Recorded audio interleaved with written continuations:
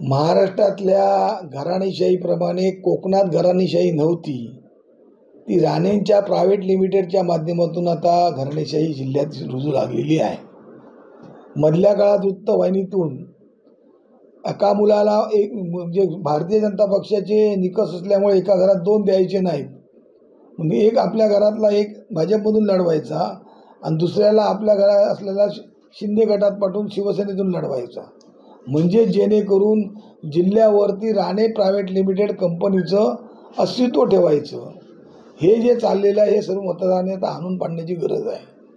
ज्या बाळासाहेबांना त्यांनी त्रास दिला, ज्या बाळासाहेबांना त्रास दिल्यानंतर काँग्रेस, स्वाभिमान आणि परत काँग्रेस आणि परत आता BJP हा प्रवास झाल्यानंतर खऱ्या अर्थाने राणेंनी आपल्या मुलांना कुठेतरी टिकावं, मुलं आपली कुठेतरी या राजकारणात दिसावीत आणि त्या मुलांचं पुनर्वसन करावं म्हणून हे राणेंचे प्रयत्न आहेत हे आता याच्यातून दिसत आहे. राणेंनी आतापर्यंत कोणत्याही कार्यकर्त्याला आमदारकीचं किंवा लोकसभेला उभं करण्यासाठी प्रयत्न केले नसतील. लोकसभेच्या निवडणुकीत पण काही लोकांना फक्त आमिषं दिली, तुला तिकीट देतो, तुला तिकीट देतो, पण दिले नाहीत. जे राणेपूर्वी तिकीटं लोकांची वाटायची त्या राणेंना आता स्वतःच्या मुलांसाठी तिकीटं मागायला दारोदार फिरावं लागतं. ही कधी शोकांतिका आहे त्यांची. आणि आज सर्वसामान्य कार्यकर्त्यांनी जे 90पासून आमचे जुने सहकारी त्यांच्यावर काम करत आहेत त्यांनी राणेंचे झेंडेच बांधायचेत का? राणेंबरोबर जातील तिथे त्यांच्या मेंढरासारखं त्यांच्या पाठून पळायचं का? आज राणेंनी कोणत्या आमदाराला, कोणत्या कार्यकर्त्याला आमदार करण्याचं आमिष दाखवलं? राणेंनी हे केलं. ज्यावेळी 2005मध्ये मी जेव्हा राणेंच्या विरोधात लढल्यानंतर बाळासाहेबांनी मला आमदार केलं, मग मी आमदार होणार, मग त्यांची कुठेतरी किंमत कमी होणार म्हणून राजन तेलीला आमदार करावं राणेला लागलं. पण तेच राजन तेली आता तिकीट मागतायत BJPतून, त्यांना विरोध करायला राणे कुटुंब पुढे असतो. हे राणेंच्या कार्यकर्त्यांबद्दल असलेलं मत. पण आपल्या मुलांना तिकीट मिळण्यासाठी राणेंनी जे काही चालू केलेलं आहे, जो आता प्रवेश होणार किंवा प्रवेश करणार या ज्या वावड्या उचललेल्या आहेत ते आता दसऱ्यापर्यंत प्रवेश होईल. शिंदे गटातून ते निवडणूक लढतील. पण ते निवडणूक लढत असताना मतदारांनी लक्षात ठेवावं की बाळासाहेबांनी मालवणच्या आपल्या असलेल्या मैदानावर टोपीवर ग्राउंडवरती कोकणी माणसाचं कोकणी माणसाचा आभार मानण्यासाठी स्वतः नतमस्तक झाली. त्या बाळासाहेबांना ह्याच निलेश राणेंनी मध्ये अश्लील असं जे बोलून, जे शिवसैनिकांच्या मनात चीड येणारं बोलून, ते शिवसैनिक आता मतदान करतील काय? ते शिवसैनिक ह्या विचाराला टिकवतील काय? हे सर्वांनी बघण्याची गरज आहे.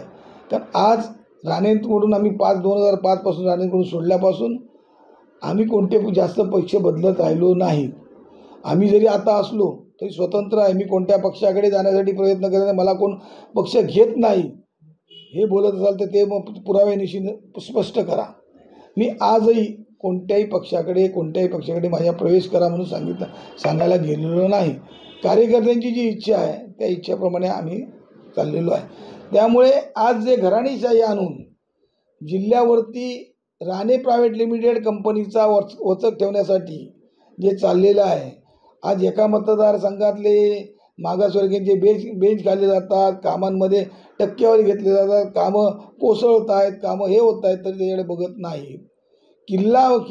पुतळा पडला पण त्या पुतळ्यावर राणे कुटुंबातल्या कोणत्याही याचं वक्तव्य होत नाही की बाबा त्याचा निषेध पण करत नाहीत, त्याची चौकशी पण लावायला बघत नाहीत.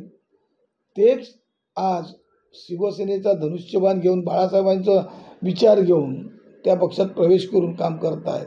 त्या खऱ्या अर्थाने शिवसैनिक, जे जुने शिवसैनिक जे आहेत त्यांच्यावर सहकार्य आणि मतदारांनी हे उलटून टाकण्याची गरज आहे. कारण अशा पद्धतीची प्रवृत्ती वाढली तर उद्या भविष्यात नातू पण येतील. त्यामुळे सर्वांनी लक्षात ठेवावं आपण कितपत ह्यांना मदत करायची आणि कितपत आपण हे ठेवावं ते त्याचवेळी समजा. कारण पूर्वी पण हे दोन्ही मुलं परदेशात शिकून आहेत, ते राजकारणात आम्ही झेंडे बांधले, आम्ही सर्व पूर्वी असलेल्या भिंतींवरती रंगाने रंगवलेला आहे. पण ह्या आता आलेल्या मुलांना काहीच माहीत नाही. एक खासदार झाला तो डायरेक्ट इथून आला आणि खासदार झाला, अशा पद्धतीचं झालेलं आहे.